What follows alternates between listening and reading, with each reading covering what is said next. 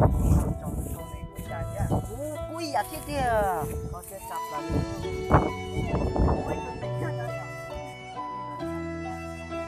mới có xa. Ô, thế này rồi. Sao. Nó phải đúng chưa? Mắt gì ra bạn.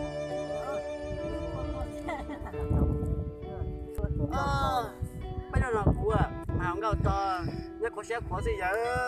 Bao ở đây chi rồi?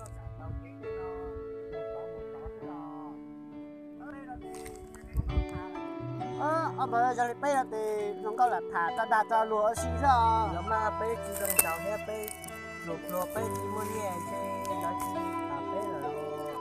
Ô, thằng chị, để xe thằng nào thì nó vậy, thằng nào to, có xe cười rồi chứ. Cũng xe cúi à đi con theo luôn. Ơi, Nó khó xe cúi nó nữa.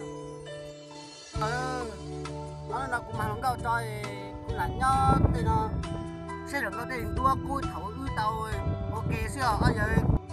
Cú là lướt để cho nhìn nó xưa âm bờ, khó xe cười liền.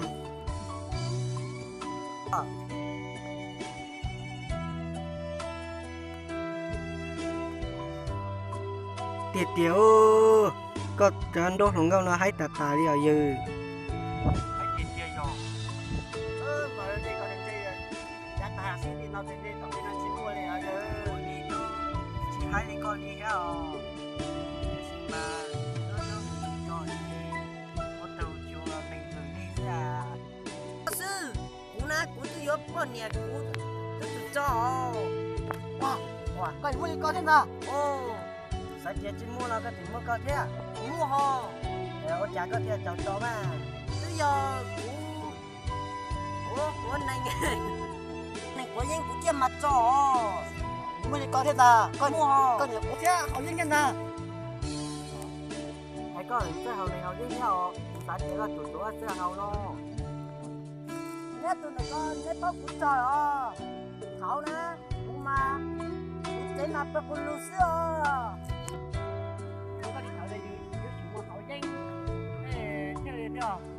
Nhiều cái mà cái này đâu ok kia lò dễ chứ đâu không có trời cái đọc cái tụi nó mò online còn đây hậu chơi con này đây vô một nhất rồi con đường chúng tôi đấy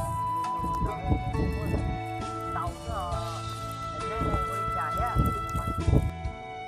cái cú đi cái thằng cú xếp phải đi cái lúc nào mà đi cú sẽ con mình đâu chứ có hành do lần xe tại vì nó mua trái cây ở chỗ này trong cái này rồi Đấy, nhất chủ con này ra về thêm một tí này tí nữa là mua theo nó này cả luôn rồi nó chạy cái đấy cái gì sao hậu nhiên hậu này rồi để bây chủ thế này giao thế thêm một nó đâu cả thả về ô dạo nó xe cũng như chỉ hậu nhiên hậu chua rồi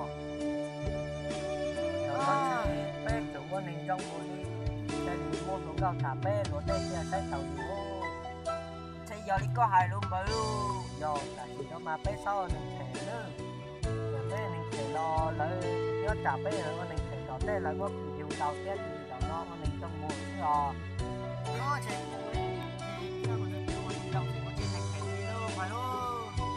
trên giờ nó đây cũng như chỉ hậu nhiên hậu chua luôn cái gì con nhặt cho luôn thôi nói thằng đúng chưa tôi cũng chạy ba ra bây giờ chế chưa